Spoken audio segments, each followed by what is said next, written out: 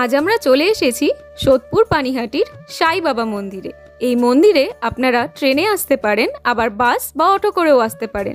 যদি শিয়ালদা থেকে ট্রেনে আসতে চান তাহলে আপনাদের নামতে হবে সোদপুর স্টেশনে। সোদপুর স্টেশন থেকে অটো করে চলে আসতে পারেন এই মন্দিরে, অথবা বিটি রোডের ওপর থেকে ব্যারাকপুরগামী যে কোনো বাস বা অটো ধরলেই পৌঁছে যেতে পারেন এই অপূর্ব সুন্দর সাই বাবা মন্দিরে। পাশেই রয়েছে রাজা বিস্কিট ফ্যাক্টরি, আর তার ঠিক গায়েই এই মন্দিরটা। মন্দিরে ঢুকতেই প্রসাদের দোকান দেখতে পাবেন, যেখান থেকে গোলাপ, সাই বাবার বোধহয় গোলাপ খুব প্রিয়, তো গোলাপ, লাড্ডু বা বিভিন্ন রকমের প্রসাদ যেরকম আপনার মনের ইচ্ছা খুব স্বল্প দামেই পেয়ে যাবেন।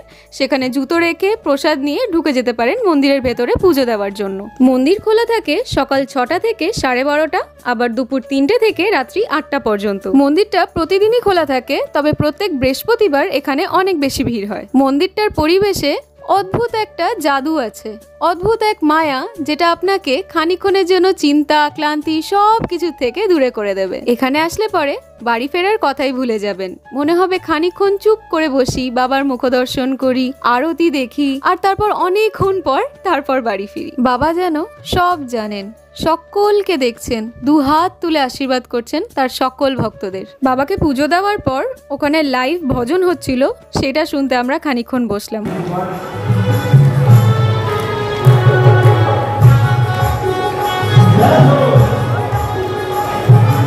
পুজো দিয়ে ভজন শুনে বেশ খানিকক্ষণ সময় মন্দিরে কাটিয়ে এবার বেরোনোর পালা। বাইরে বেরিয়েই দোকান থেকে জুতোটা কালেক্ট করলাম।